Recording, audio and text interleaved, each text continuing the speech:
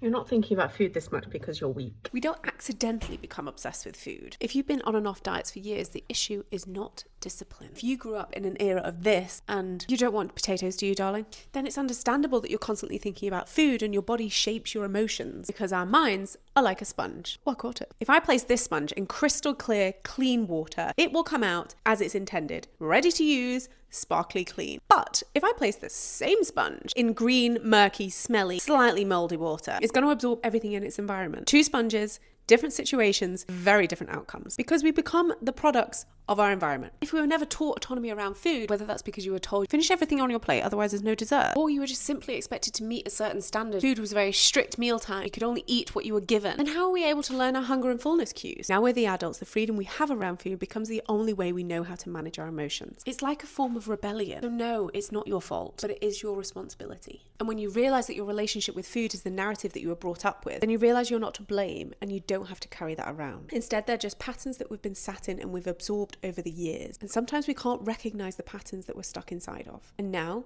you don't have to stay in that water anymore because you are responsible for moving forward and making sure the same thing doesn't happen to your kids.